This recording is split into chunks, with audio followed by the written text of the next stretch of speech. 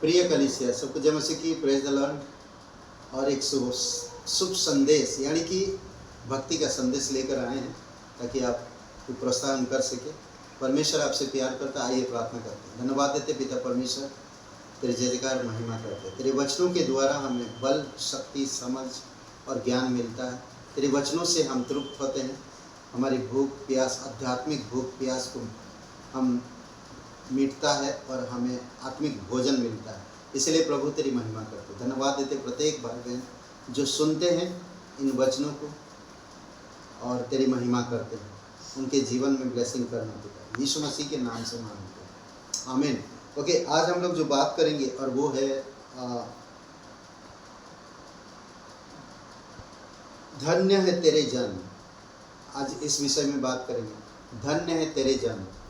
Okay, धन्य हर कोई है जो परमेश्वर प्रत्येक लोगों को बनाया, और परमेश्वर एक ऐसा चीज़ भी बनाया जो कह सकते हैं आपकी उसका सबसे बड़ा चीज़ जो प्रेम, दया, करुणा और अनुग्रह, ये सारी चीज़ें परमेश्वर की अद्भुत है।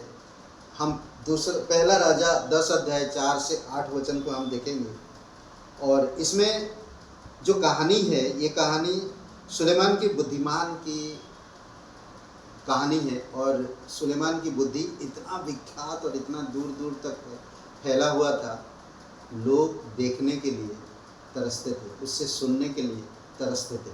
और बोलते कि सीबा रानी जो दूर देश से उसकी वचन सुनने के लिए आया था, उसको जानने के लिए आई थी।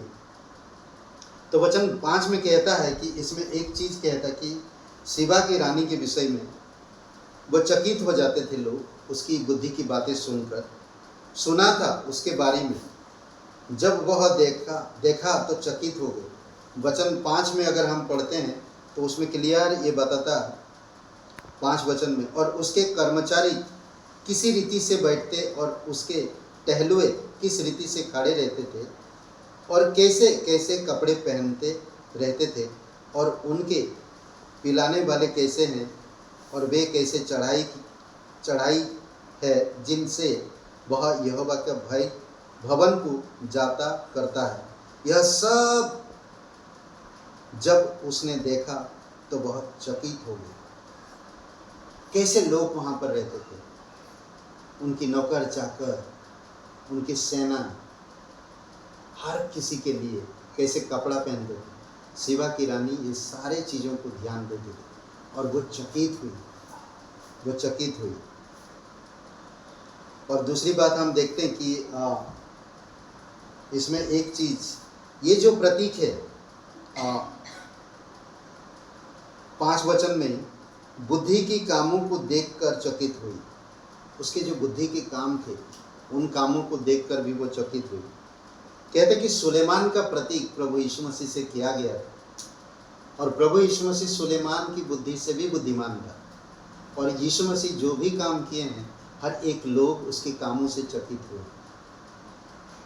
अंधों को आँखें देना, लंगड़ों को चलाना, मुर्दों को जिलाना, कोड़ियों को ठीक करना, पानी के ऊपर चलना, आंधी तूफानों को शांत करना, ये सुलेमान नहीं किया।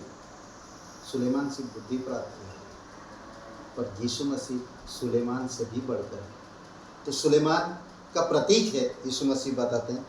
तो आज हमें सोचना चाहिए कि मैं अगर सीबा का रानी हूँ तो मैं परमेश्वर यीशु मसीह का भवन देखना चाहता हूँ, यीशु के मुंह से सुनना चाहता हूँ, यीशु के बुद्धि की बातों को जानना चाहता हूँ। हमें यही सोचना चाहिए। यीशु मसीह भी बुद्धिमान है और सुलेमान से भी बुद्धिमान है। वचन 7 में कहता है यहाँ पर, परंतु जब तक मैंने आप ही आकर अपनी आंखों से ना देखा तब तक मैंने उन बातों की प्रतीति ना की, परंतु इसका आधा भी मुझे ना बताया गया था। तेरी बुद्धि और कल्याण और कीर्ति से भी बढ़कर है जो मैंने सुनी थी। ओके, बोलते कि तेरी कीर्ति, तेरे जो कार्य है, बुद्धि की कार्य, ये तो कई सारे लोग बताए भी नहीं ऐसे चीज़ें। तो एग्जैक्टली आज हमारे जीवन में भी वही कह रहा है कि जब हम यीशु मसीह की महिमा को देखेंगे, महिमा सहित आते देखेंगे, तो हमारी आंखें खुले के खुले रह जाएंगी। हमारी चित्त में कभी ऐसा आया नहीं होगा, हमारे विचार में कभी ऐसा हम सोचे नहीं होंगे। ऐसा समय होगा जब हम आंखों से देखेंगे। अब तो हम आंखों से नहीं देखें, सिर्फ वचन पढ़कर हम यीशु को इमेजिन करते हैं। तो जैसा शिवा रानी जब देखा तो लोग जो बताए थे उससे बढ़कर आपको, तो वचन 8 में कहता है, 8 वचन में, धन्य है तेरे लोग, धन्य है तेरे ये सेवक जो नित्य तेरे सन्मुख उपस्थित रहकर तेरी बुद्धि की बातें सुनते हैं।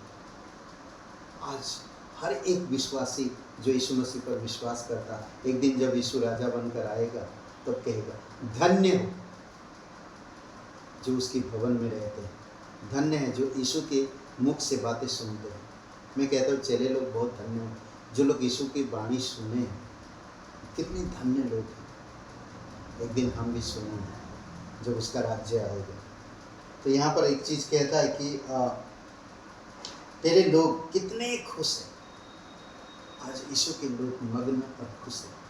हमें परमेश्वर की भवन की, परमेश्वर की बुद्धि की, परमेश्वर की प्रेम की, परमेश्वर की उपस्थिति की महसूस करना चाहिए।